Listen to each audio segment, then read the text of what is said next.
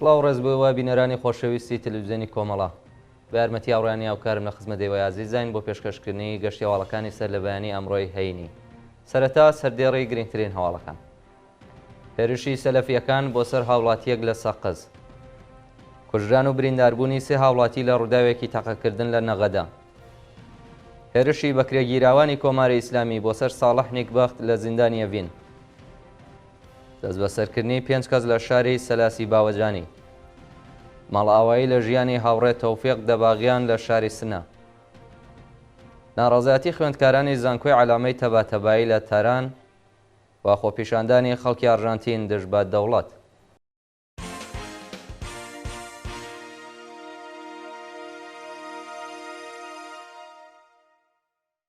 درێژەی هەواڵەکان. هێرشی سەلەفیەکان بۆ سەر هاوڵاتیەک لە سەقز. ڕۆژی چوارشەمە 11 ڕێبەندان گروپێکی تونداژۆی سەلەفی هێرشیان کردوتە سەر هاوڵاتیەکی خەڵکی سەقز بە ناوی نەهرۆ ڕستەم نژاد و ناوبراویان بە سەختی بریندار کردو.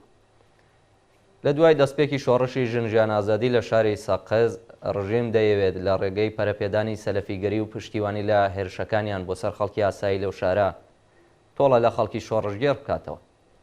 لە دوای نمونەدا ڕۆژی چوارشەمە گروپێکی توندئاژۆی سەلەفی بە شمشێر هێرشیان کردوتە سەر لاوێکی خەڵکی گەڕەکی حەماڵاوی سەقز بە ناوی نەهرۆ ڕستەم نژاد و ناوبراویان بە سەختی بریندار کردووە.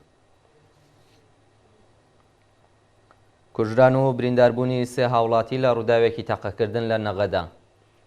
بەیانی پێنجشەمە 12 ڕێبەندان لە ڕووداوێکی تەقەکردن لە بازاڕی محەممەدیاری نەغەدا. هاوڵاتیەکی تەمەن 6 ساڵ گیانی لە دەستاوە و 2 کەسی دیکەش بریندار بوون. شایانی باسە لە هۆکاری ئەو ململانێ و تەقەکردنە لە شاری نەغەدا هێشتا ڕوون نەبووتەوە، بەڵام باری تەندروستی یەکێک لە بریندارەکان ناجێگیرە و لە بەشی تایبەتی نەخۆشخانەی ورمێ لە ژێر چاودێری چڕی پزیشکیدایە. هەروەها بریندارەکەی دیکە لە نەخۆشخانەی نەغەدا بەستەری کراوە. هێرشی بەکرێگیراوانی کۆماری ئیسلامی بۆ سەر ساڵح نیکبەخت لە زیندانی ئەڤین. بە پێی زانیاریەکان ساڵح نیکبەخت پارێزەری بنەماڵەی ژینە ئەمینی کە لە بەندی تاوانە کۆمەڵایەتیەکانی زیندانی ئێڤیندا ڕاگیراوە لەلایەن چەند بەکرێگیراوێکی ڕژیمەوە هێرش کراوەتە سەری و بە سەختی بریندار کراوە. بە وتەی سەرچاوە خۆجێیەکان مەئمورانی زیندانی ئەڤین بە ئەنقەز ساڵح نیکبەختیان لە بەندی تاوانە کۆمەڵایەتیەکان زیندانی کردووە. لە ڕۆژانی ڕابردوودا چەند هێرشبەرێک ئەو پارێزەرەیان داوەتە بەر لێدان و ئێسقانی فەکیان شکاندووە. ساڵح نیکبەخت پاش برینداربوون ڕەوانەی نەخۆشخانە کراوە و پزیشکان ناچار بوون بۆ چارەسەرکردنی برینەکانی ئێسقان لە لاقی وەربگرن. ناوبراو لەلایەن لەقی 28 دادگای ئینقلابی تاران بە سەرۆکایەتی عەموزاد بە تۆمەتی تەبلیغ دژی نزام بە 1 ساڵ زیندانی تەعزیری و 2 ساڵ قەدەغەی چالاکی لە تۆڕە کۆمەڵایەتیەکان مەحکوم کراوە. دەست بەسەرکردنی 5 کەس لە شاری سەلاسی باوەجانی. ڕۆژی چوارشەمە 11 ڕێبەندان 5 هاوڵاتی خەڵکی شارستانی سەلاسی باوەجانی بە ناوەکانی ئوسامە ئەیازی، مازیار ئەحمەدی، شاهین ڕەحمانی، ئارین خاڵخاڵ و بەرزان یوسفی لەلایەن هێزانیەکانەوە دەست بەسەر کراون. بە پێی زانیاریەکان ئەو 5 گەنجەی خەڵکی شاری سەلاسی باوەجانی بەبێ بەڵگەی قەزایی لەلایەن ئیدارەی اطلاعاتەوە دەست بەسەر و بە گرتوخانەیە و ناوەندە ئەمنیەتیە لە شاری کرماشان گوازراونەتەوە. گوشاری ئیدارەی اطلاعات بۆ سەر بنەماڵەی دادخوازان بۆ وەرگرتنی دیە. ناوەندە ئەمنیەتیەکانی کۆماری ئیسلامی بە هاوکاری دەستگای قەزایی کۆمەڵێک لە بنەماڵەی دادخوازانی شۆڕشی ژینایان خستوەتە ژێر گوشار تا بە وەرگرتنی دیە واز لە سکاڵا بێن و بێدەنگی ڕابگرن. بە پێی یاسای بنەڕەتی وڵات وەرگرتنی دیە مافی بنەماڵەی کوژراوەکەیە و دەستگای قەزایی ناتوانێت دایک و باوکی کوژراوەکە بە زۆر ناچار بە وەرگرتنی دیە بکات. ئەرکی دەستگای قەزایی بە دوواداچوون بۆ بکوژەکە و سزادانیەتی بەڵام ئەنجامی نادات.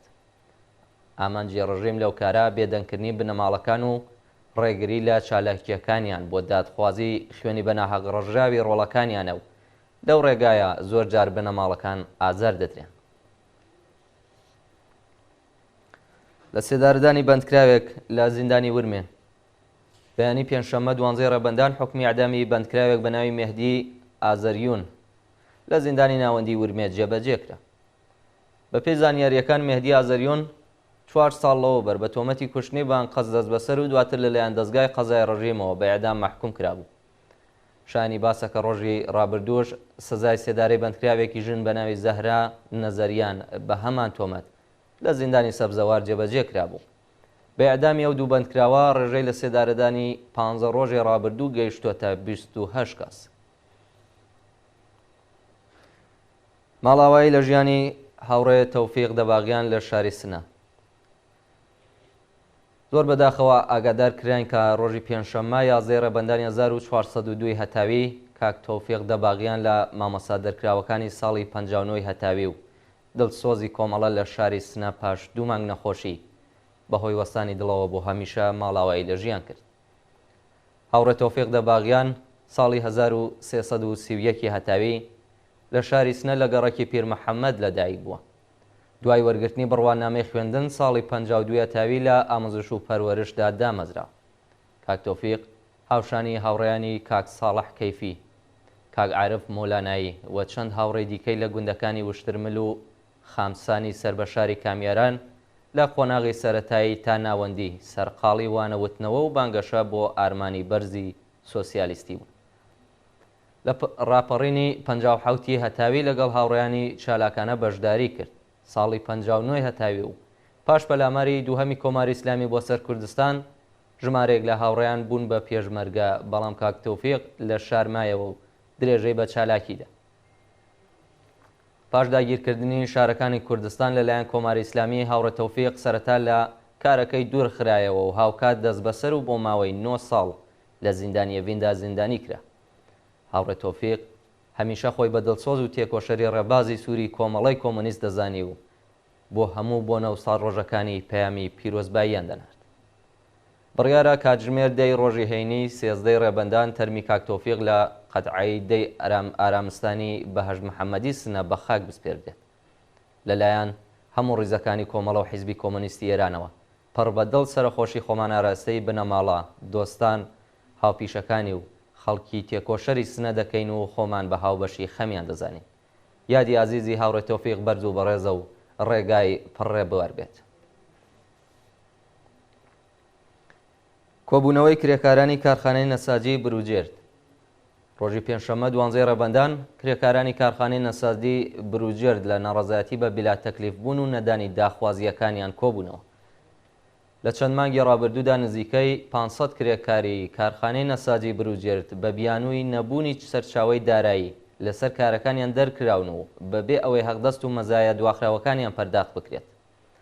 ڕۆژی پێنجشەممە کرێکارانی بێکارکراوی ئەو کارخانە لە ناڕەزایەتی بە نەدانی هەقدەست وەقی بیمە هەروەها ناڕوونی دۆخی پیشەیی لە بەردەم دەفتەری شرکەت کۆبوونەوە. ناڕەزایەتی خوێندکارانی زانکۆی علامەی تەباتەبایی لە تاران. ڕۆژی چوارشەممە 11 ڕێبەندان کۆمەڵێک لە خوێندکارانی زانکۆی علامەی تەباتەبایی لە ناڕەزایەتی بە سیاسەتی پۆڵیکردنی پەروەردە ناڕەزایەتیان دەربڕی. پاش بڕیاری وەزارەتی زانیاری بۆ زیادکردنی سەداسەدی نرخی خۆراک لە ساڵی تازەوە بڕینی وامی دانیشتجویی و گرانکردنی نرخی خابگا، خوێندکارانی زانکۆی علامەی تەباتەبایی تاران ڕۆژانی سێشەممە و چوارشەمە بۆ ماوەی 2 ڕۆژ لە سیاسەتی پۆلیسازی پەروەردە ناڕەزایەتیان دەربڕی. بەوتەی خوێندکاران نرخەکان تا ئاستێک هەڵکشاوە کە چیتر ناتوانن درێژە بە خوێندن بدەن. پێشتریش لە نێوان دوو ترمی خوێندندا خۆراکی خوێندکارانیان بڕی بوو کە کاردانەوەی لێکەوتەوە. جێگای ئاماژەیە کە بەپێی بەرنامەی حوتەمی گەشەپێدان بەلانی کەم 45% خوێندکارانی ڕۆژانەی زانکۆ دەوڵەتیەکان ناچارن تەواوی هەزینەکانی خوێندن لە گیرفانی خۆیان دابین بکەن. لە حاڵێکدا بودجەی ناوەندە مەسەبیەکان هەر ساڵە بە ڕێژەیەکی بەرچاو زیاد دەکرێت. یانبەختکردنی خوێندکارێکی بەلوچ لە گرتوخانەی اطلاعاتی سوپای زاهدان. ڕۆژی سێشەممە 10 ڕێبەندان خوێندکارێکی تەمەن 18 ساڵی خەڵکی زاهدان بە ناوی سپێر شیرانی پاش دەست بەسەربوون لەلایەن اطلاعاتی سوپای پاسدارانەوە لە ژێر شکنجەدا کوژراوە. بەپێی راپۆرتی هاڵوەرد سپێر شێرانی کاتژمێر 4 ئێوارەی ڕۆژی سێشەممە لە ماڵچۆتە دەرەوە و لەلایەن اطلاعاتی سوپای پاسدارانەوە دەست بەسەر کراوە. پاش بە دوواداچوونی بنەماڵەکەی هێزەکانی ڕژێم ڕایانگەیاندووە کە کوڕەکەتان بەهۆی چالاکی لە تۆڕە کۆمەڵایەتیەکان دەست بەسەر کراوە و پاش لێپرسینەوە ئازاد دەکرێت. کاتژمێر 4:30 بەیانی ڕۆژی چوارشەممە تەرمی ئەو لاوە لە حاڵێکدا فیشەک لە مێشکی درابوو بە سەربانیەوە ئاپارتمانەی تێیدا نیشتەجێ بوون دۆزراوەتەوە. بنەماڵی سێپێ ڕایانگەاندووە کە کوڕەکەیان پاش ڕفاندن لەلایەن ئیتلاعاتی سپای پاسدارانەوە نەگەڕاوەتەوە بۆ ماڵ و نازانن چۆن تەرمەکەی گەیشتوتە سەربانی و خانوەی تێیدا ژیان بەسەرە بن. خۆپیشاندانی خەڵکی ئەرژانتین دژ بە دەوڵەت. ڕۆژی پێنجشەممە 12 ڕەبەندان هەزاران شارۆمەندی ئەرژانتینی دژ بە سیاسەتە ئابوووریەکانی دەوڵەت ڕژانە سەرشەقام و لەگەڵ هێزەکانی پۆلیس تێکەڵچوون. پاش بە دەسەڵات گەیشتنی خاوێر میلی وەکو سەرۆکۆماری ئەرژانتین دەوڵەت دەستیدایە هەندێک گۆڕانکاری و ژمارەیەک لە وەزارەتخانەکانی داخست. بە سەدان کەسی بێکار کرد، نرخی سوتەمەنی و باجی بردەسەرەوە و مامەڵەی کەلوپەلی لە وڵاتە بە دۆلار ڕاگەیاند. لەو ماوەیەوە خەڵکی ئەرژانتین چەندین جار دژ بە سیاسەتە نێئۆلیبراڵیەکانی میلی خۆپیشاندانیان کردووە و ناڕەزایەتی خۆیان لە ئاسگرانی و هەڵاوسانی لە ڕادەبەدەر نیشان داوە، بەڵام دەوڵەت سیاسەتی خصوصی سازی گرتووەتە بەر و وەڵامی داخوازیەکان ناداتەوە. و دوایین هەواڵمان سەبارەتە بە مانگرتنی کرێکارانی بەشی ئەمنیەت لە فڕۆکەخانەکانی ئاڵمان.